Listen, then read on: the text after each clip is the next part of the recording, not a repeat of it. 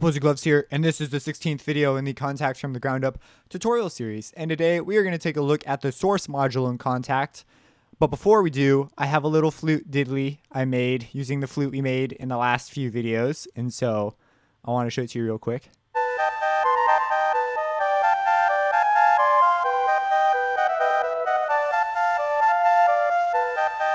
Just a fun little thing. But anyways, we're going to talk about the source module now. So we're going to use a completely new Kontakt. We're not going to touch our flute to demonstrate this. We're going to have to use a few different samples. And I have in my cello pack some plucks and things. So we're going to grab some of those. They're in the Fiend. We're going to use this one. So this is on my website, but it's $5 for the pack. And I have a cool demo song on SoundCloud. I'll probably... Do I have it on YouTube? I can't remember if it's on YouTube. But it may be on YouTube. And let's take a look at this. So we have our sound. And it's been pitched across our keyboard. And we should be familiar with this now. You see it automatically just bang. I don't believe I've shown you that you can just drag files on top and it will load up. But you can. And so we have our ridiculous big pitched sample, and then we have our source module down here, specifically these settings.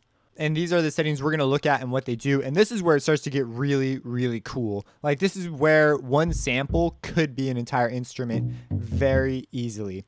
So let's take a look at first. We have these different modes. This is what we're going to be touching the most. This DFD, which I've told you to be on, might not have been the smartest decision, but I'll tell you what it does now. It stands for direct from disk. And so it is a streaming option to get the samples directly from your hard drive to Kontakt. I do not know how it works, but it does. And what it does is, well, I know a little bit. It takes some samples and loads them into RAM. And then if it needs any more samples, it can then grab those. Now, this is for very large sample libraries. Then you have sampler, which takes your entire instrument and loads the whole thing into RAM. And there will be a delay between the two if you're working with a full-blown sample library, because it's got to load it all into RAM.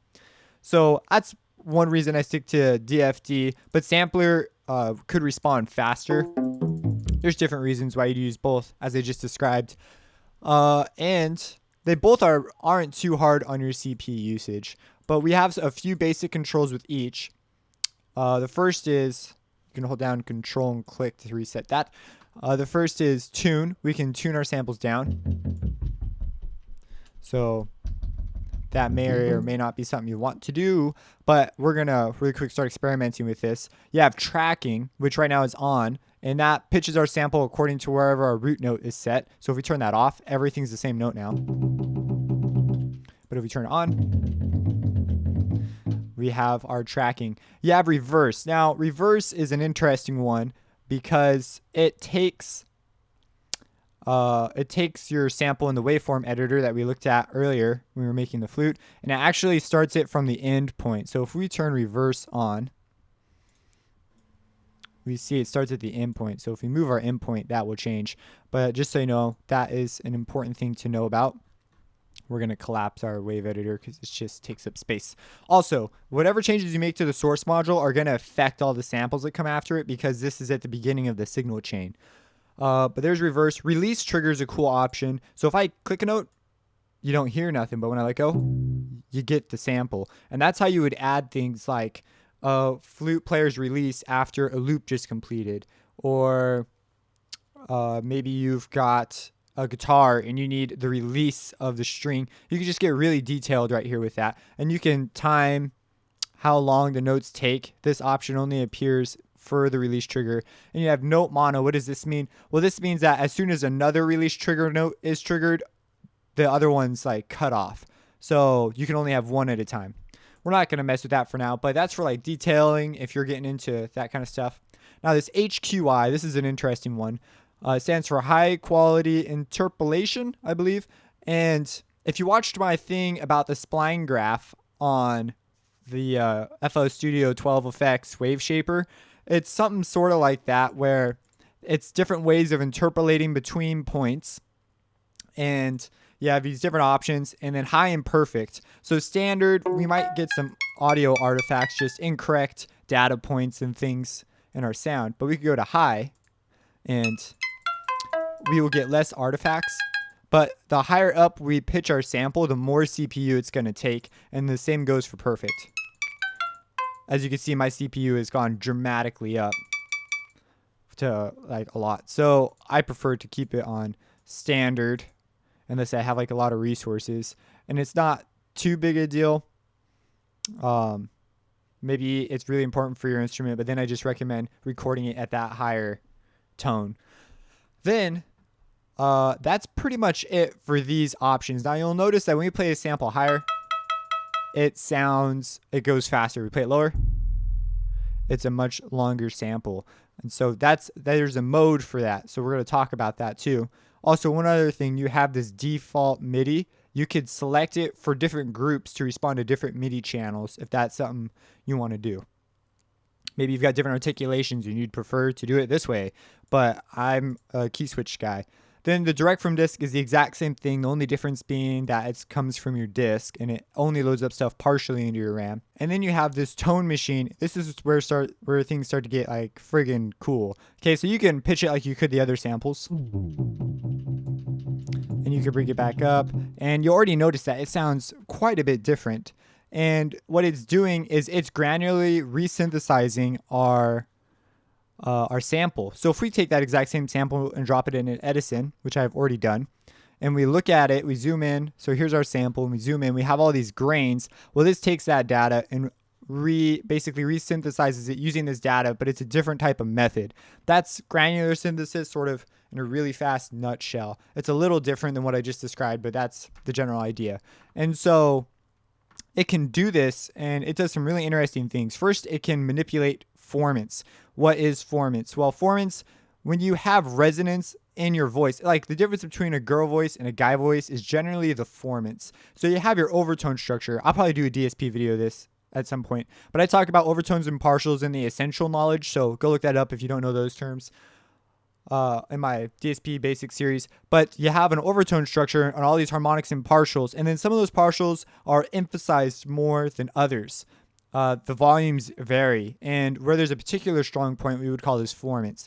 And so granularly, we can emphasize certain points. I assume it's through the manipulation of bit depths and things, which is also explained in the DSP series.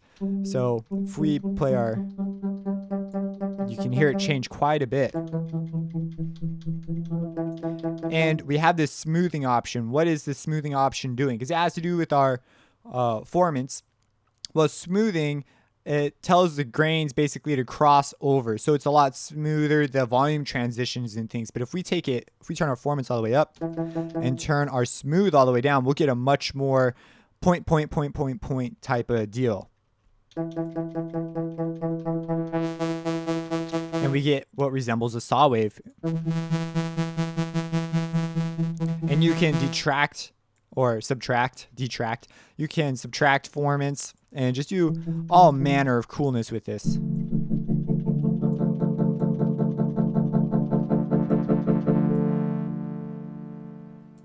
And so that is a really neat option. Also, you'll notice that when we hit a note, our samples still respond to their values. If we turn the speed up, you can hear it start to loop. That's because of what key we're hitting. So the speed has to do with, let's just go into the wave editor and set this up. So when we hit a key, it plays through our sample. Now this is a long one, so we're going to go like this. And we're going to set it up to loop. Like so. And you can set it up so that the speed goes faster or slower. And you can automate these knobs. Okay, this is what blows my mind the most. Like, I want to demonstrate this real fast. So let's add a new pattern and let's put down some notes. And let's make them just really long or just one measure. And then we'll put a bunch down.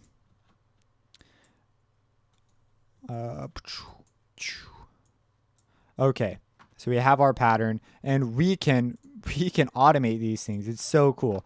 So I'm just demonstrating like why this is so amazing.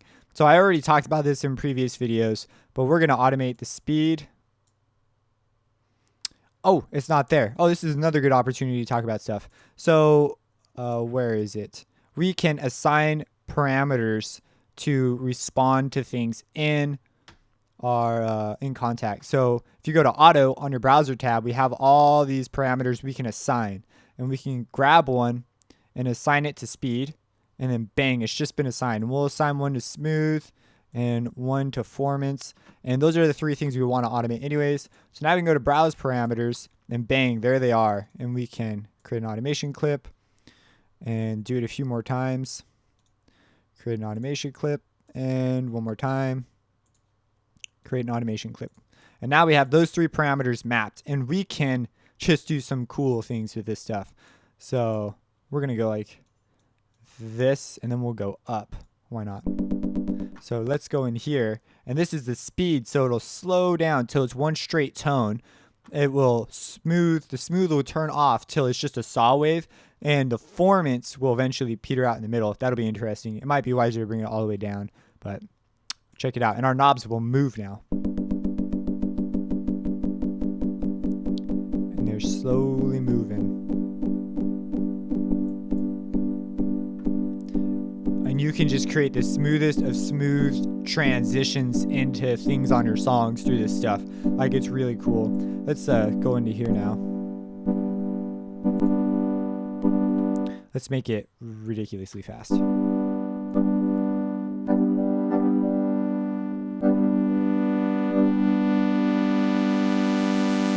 I don't know. You could have a riser or something go into that. But anyways, that just blew my mind. Like, things can get so fun with this kind of stuff. Now, that's what the smoothing does. That's what performance does. You have this DC filter. It's a DC offset or DC bias, some people call it. I have that covered in my DSP basic series as well. So go look at that one. You may just have to watch the series. Then you have legato. And when you play one note in a sample, it will, if you turn this on, it'll pick up from in the other sample where you left off. I don't recommend necessarily having this on as long as you hold down the notes. Here, let me say that again because that was confusing. So if I play a note and I'm holding it down and then I push another note to transition to while I'm still holding down the first one,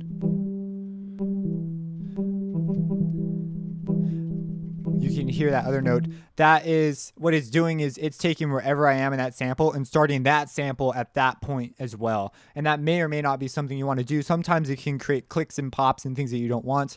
So you could turn that off or on. And yeah, now we've covered this. Now we've covered this. On the speed, one other option, if you click the % sign, you can choose a value to sync with your song. If it's got, you got a tempo going. So you click eighth, and now it'll play eighth notes, which we're going really fast. But if we turn this down to like a reasonable tempo, and you can have it be however many, like, so this is a 1-to-1, 2 eighth notes. So essentially it's quarter notes now.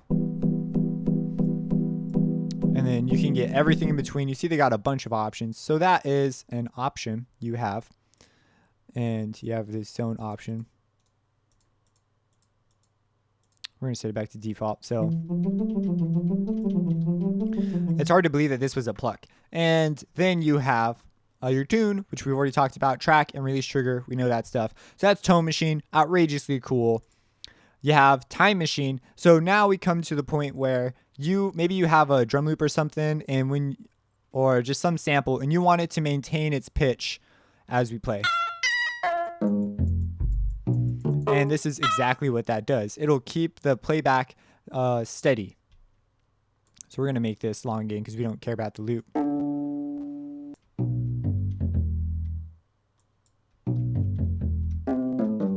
Which is really nice for low and high samples, because sometimes that might be the only reason you use one of these.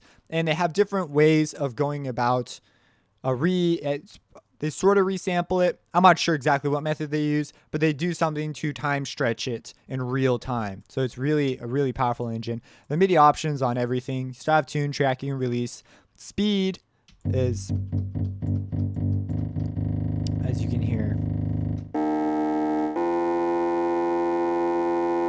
it's playing through our how long it takes to play through. It controls the rate of playback through there, and because of the weird algorithms you're using, you get some unusual results. But it remains consistent for all your samples, which is important. So you may want to adjust that. Maybe you're doing something in the higher range specifically. So you have smooth, which you'll notice that we now have a grain option here, and this applies a crossover as well to smooth out the transition between grains. But this is sort of now a resolution setting rather than a distortional formants setting. So if we have it all the way up, we turn it back down, we get just less grains. But it doesn't do anything weird with like phase or volume and stuff. You have high quality, we turn it off, less high. We get a lot more audio artifacts, which may be something you want. Maybe that's what you're looking for in legato, as in the other modes. We have Time Machine 2. So this gets cool in that we still have our speed, tune, track, and release. But we also have this transient size and transient copy. What does that do? Well, maybe you drop a drum loop in here, and when you resample something, you have your transients, which I think I should do a DSP video on that one too. But a transient is basically a moment of excitement. So in this particular sample, the transient would be this moment right here, the very beginning of the note, where it hits, because we went from nothing to bangs, like a lot of motion, a lot of action. That is a transient. And so in drum loops, people will talk about how they want to preserve their transients, their transient shapers, because it's easy to diminish this or ruin it through the use of processing that basically reduces volume, and that's not desirable. So you can do what's called transient copy. It will take copies of that, and it will do its best to preserve it when you upsample it. Like if we turn it off. And it's more important when we deal with drum loops, but this transient size is basically how long to preserve it. So 2 milliseconds. And now you gotta be thinking now. These are extraordinarily short durations. If you haven't done a study really of reverb and refractions of sound, this is within the range that you can't hear the difference. And so these settings, you would be able to hear these differences because of what they do, but it's useful to have, a better familiarization with refractions of sound, so you get a better idea of what it means when it says 2.3 milliseconds.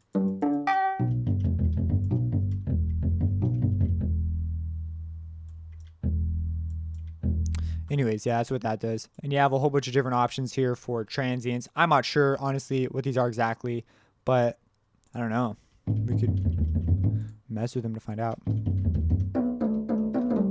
I don't know. If you know what those are, drop it in the comments. And then, so that's Time Machine 2. Now we have Time Machine Pro. And what's cool about this is the reverse function. It's a little special. It has particular ability to resample and reverse in real time. So that's a pretty cool option. You notice it's starting at our endpoint like we talked about before. So has no problem doing that fast. And now you'll notice you can mess around and see how your CPU is doing in your DAW. If you have a CPU meter, you still have tracking, release trigger, speed, same thing. Well, this could be really cool for like sample libraries and stuff. Then you have this high quality mode, and this is like, whoa. So you have these formant shift options, which it takes your original formants and it can move it around, which is really interesting. And you can enable it using the original formants or the formants that it detects already in your sample by using keep formants, or you can turn that off and it will add its own. So if you have it all the way up,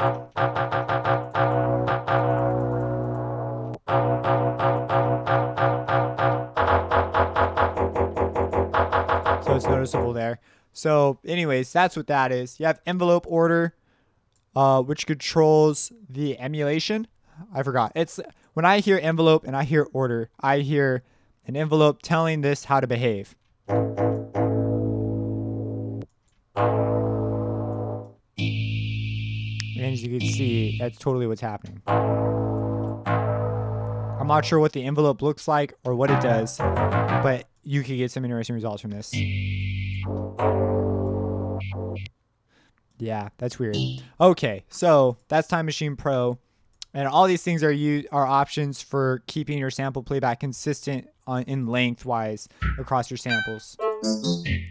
And then we have Beat Machine. Now this is usually for drum loops. And you see, if we go to our waveform editor, let's get a drum loop for this one, just because that sounds like a good idea. We'll change the MIDI channel so I don't trigger that one.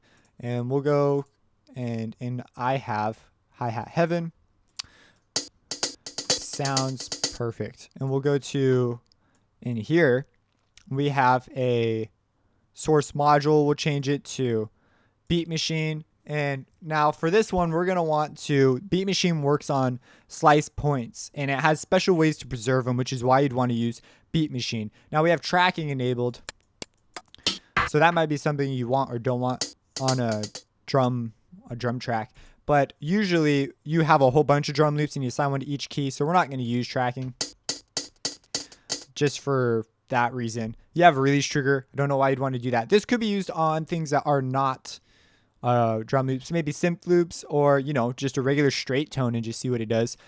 But in our wave editor, we have this grid option. Go ahead and turn that on and go to auto, and it will automatically detect where all your transients are, and you can move on with your life from that point. And if your drum loop is, you know, pretty crisp and clear, it shouldn't really have too much of a problem detecting these things. And so it does a pretty good job right here. Like, this is our different pieces of our sample, and we'll get into this later. But we'll go back to our source module now. So we have it set up. You can tune it. And again, you can automate all these knobs. Freaking crazy. You can control the speed of the playback.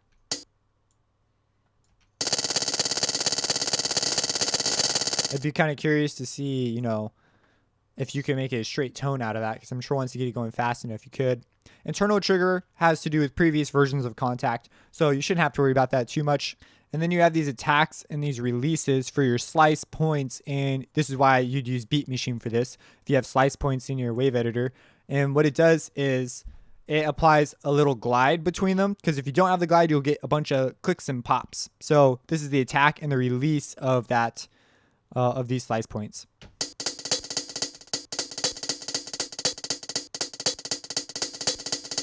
So that's what these are used for. You notice you can't really go down to 0. You go to 0.5 milliseconds, so that's pretty friggin' slow. I mean, fast. That's really fast for your ear, at least. And that's all that Beat Machine is.